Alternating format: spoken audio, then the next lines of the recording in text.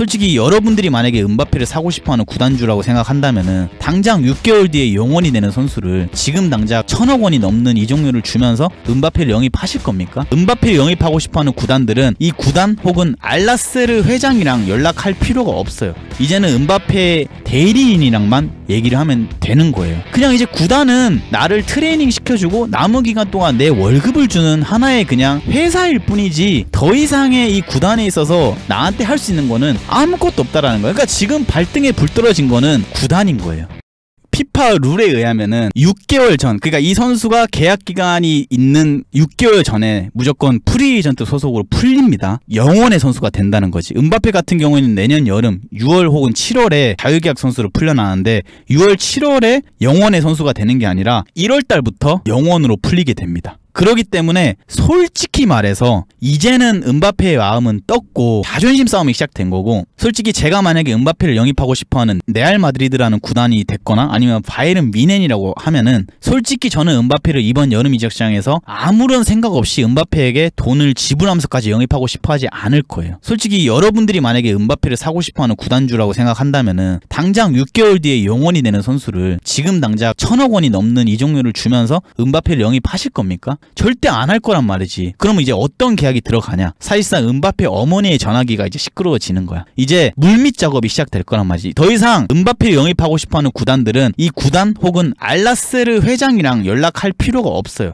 이제는 은바페 대리인이랑만 얘기를 하면 되는 거예요. 그러니까 그냥 이제 구단은 나를 트레이닝 시켜주고 남은 기간 동안 내 월급을 주는 하나의 그냥 회사일 뿐이지 더 이상의 이 구단에 있어서 나한테 할 수 있는 거는 아무것도 없다라는 거예요. 그러니까 지금 발등에 불 떨어진 거는 구단인 거예요. 은바페는 급할 게 하나도 없어. 지금도 은바페는 아마 레알 마드리드 혹은 바이에른 뮌헨 이런 팀들이랑 계속해서 은바페 어머니의 전화기로 물밑 작업이 시작되고 있습니다. 어떤 물밑 작업이 시작될 거냐면은 어차피 6개월 뒤에 너는 영원이 되기 때문에 사실상 우리가 지금 PSG 혹은 알나스르 회장님에게 돈을 주면서까지 널 영입하고 싶진 않다. 하지만 우리가 그 돈을 줄 만한 돈은 지금 현재 준비가 되어 있다. 즉 1000억 원 이상의 이적료로 준비했던 돈은 준비가 되어 있기 때문에 차라리 그 이적료 1000억 이상 되는 돈을 만약에 우리 구단이랑 계약하면은 너의 연봉으로 줄게. 6개월 뒤에 우리 구단으로 와라 은바페야. 이렇게 얘기를 할 수 있다라는 거지. 그럼 은바페는 사실상 돈방석에 앉을 일만 남았지 당장 지금 은바페가 조급해 하면서 뭘 할 이유가 없단 말이야. 그럼 구단에서 할 수 있는 방법은 몇 가지가 없어요. 그 몇 가지 없는 방법 중에 한 가지가 뭐가 있냐면은 PSG의 시즌이 시작되면은 은바페에게 삐진 이 구단이 은바페를 쓰지 말라고 감독한테 얘기를 해서 엘리케한테 얘기를 해서 야 은바페 너 2군 가래. 은바페 2군행을 시키거나 아니면 은바페 트레이닝장 입장 불가 요런 걸 시키지 않는 이상 사실상 은바페를 해코지할 수 있는 방법이 하나도 없어요. 근데 은바페 너 2군 가라 이렇게 했을 때 은바페 입장에서는 솔직히 기분 나빠할까? 안 나빠하지. 나 어차피 그냥 6개월 뒤에 운동만 하고 2군 리그에서 몸만 쓱쓱 풀다가 사인해주고 2군 애들. 그러니까 벤치행, 2군행 이런 건 아무 상관이 없는 거야. 그냥 6개월 동안 어떤 선수들은 다쳐가지고 6개월 쉴 수도 있잖아요. 수술을 해서. 근데 은바페는 그냥 6개월 동안 요양을 하는 거야. 쉬는 거야. 더 큰 클럽으로 가기 전에 내가 더 부족한 거를 개인 트레이너들이랑 레슨할 시간을 더 가져가고 여행도 다니고 가족들이랑 시간 조금 더 보내고 맛있는 거 더 먹고 그리고 월급 꼬박꼬박 나오는 그 구단에서 그냥 6개월 동안 요양을 하는 거야. 힐링 캠프를 하는 거야. 그러니까 이 구단은 열이 안 받을 수가 없는 거야. 월급은 월급대로 나가. 어차피 나갈 사람이야. 그렇다고 1군으로 올리자니 자존심도 상해. 그러니까 이게 구단은 지금 미치고 환장할 노릇인 거예요. 당장 6개월 되면 영원인데. 그렇기 때문에 지금 제일 조급하고 힘든 거는 구단이다. 근데 나는 솔직히 엘리케가 새로 왔는데 엘리케가 이 은바페와 대화를 통해서 구슬려서 쓰려고 하지 않을까라고 저는 생각을 해요. 근데 만약에 대화가 안 통하고 은바페 그냥 이러고 있으면은 솔직히 말해서 할 말은 없어. 근데 우리 한국 팬분들은 이강인이 휙휙 한번 하고 은바페한테 스루패스 넣어줘서 은바페가 골 넣고 카메라 앞에서 요거하고 뒤에 이강인 선수 뛰어오면 서로 포옹하는 그림 한번 보고 싶잖아. 만약에 이강인이 PSG에서 마르세유랑 막 게임 라이벌 더비전 하는데 휙휙 해가지고 오른쪽 측면에서 은바페 형 뛰어들어가는데도 앞에서 스루패스 딱 넣어줘. 그 은바페가 마무리 인사이드로 싹 하고 코너 라인에 딱 달려가가지고 요 세레머니 딱 하고 뒤에 네이마르랑 이강인이랑 막 다 뛰어오는 거야. 뛰어와가지고 은바페랑 하이파이브 하는 거야. 요거 한번 보고 싶기는 한데 지금 현재 이 팀이 흘러가는 상황을 봤을 때는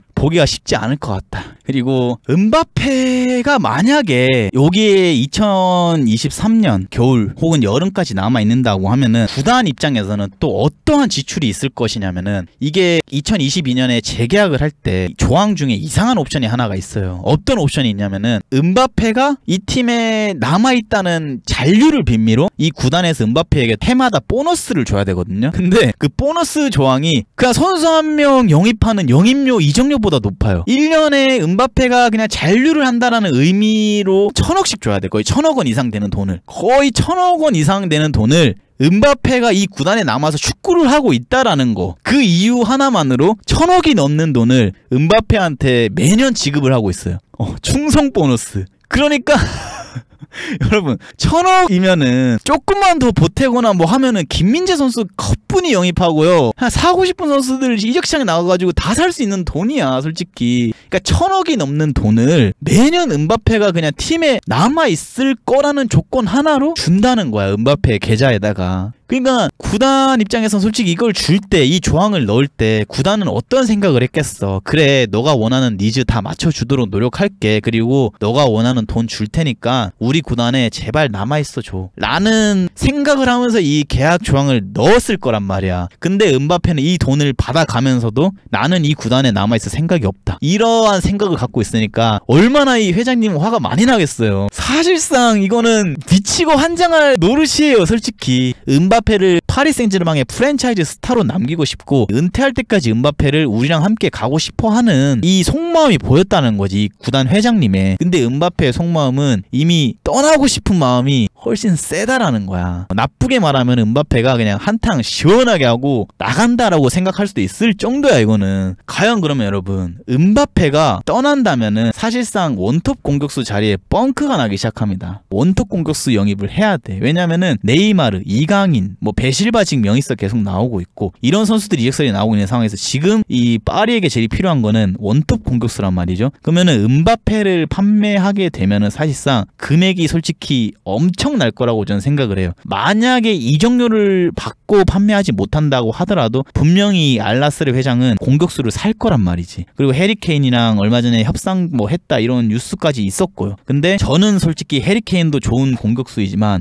PSG에 어울릴만한 공격수를 뽑으라 하면 저는 오시맨을 선택하고 싶어요. 오시맨이 지난 몇 년간 작년 시즌을 제외하고는 솔직히 커리어 하이를 평가받을 만한 시즌을 보낸 적이 있냐? 솔직히 작년에 잘해서 오시맨 하는 거지, 오시맨이 케인만큼 꾸준히 잘했냐? 라고 했을 때는 저도 그거에 있어서는 솔직히 여러분들한테 해리케인이 아니라 여러분 무조건 오시맨 사야 돼요 라고 할 수는 없어요. 근데 작년에 보여줬던 그 오시맨의 퍼포먼스만 봤을 때는 파리 혹은 챔피언스 리그에서의 오시맨이 보여줄 이 갈증은 더 엄청날 것 같은 거야. 파리가 솔직히 오시맨을 못 살 정도의 돈을 갖고 있냐 했을 때 그건 아니란 말이지. 오시맨 사고 싶으면 충분히 살 수 있어요, 좀 무리해서라도. 근데 이제 지금 오시맨의 이적료가 그렇다면 지금 어떻게 되냐라고 하시면은, 여러분 오시맨 같은 경우에도 계약 기간이 2025년까지입니다 나폴리랑. 그리고 나폴리의 회장이 계속 오시맨을 잡아두기 위해서 재계약을 하려고 하지만 오시맨이 현재 재계약 협상에 응하지 않고 있습니다. 지금 현재 알려진 바에 의하면은 1680억 원 이상이라고, 그 정도 금액을 만약에 지불할 구단이 있으면은 우리는 오시맨 판매에서 한번 생각을 해볼 것이다 라고 말을 했습니다. 이거는 이제 가제타라는 그 이탈리아 기사에 나온 거거든요. 그 나폴리의 구단주가 1680억 원 이상을 제시하면은 오시맨을 판매하는 거에 있어서 생각을 해볼만 하다. 그렇기 때문에 1680억 원 이상 한번 질러봐라.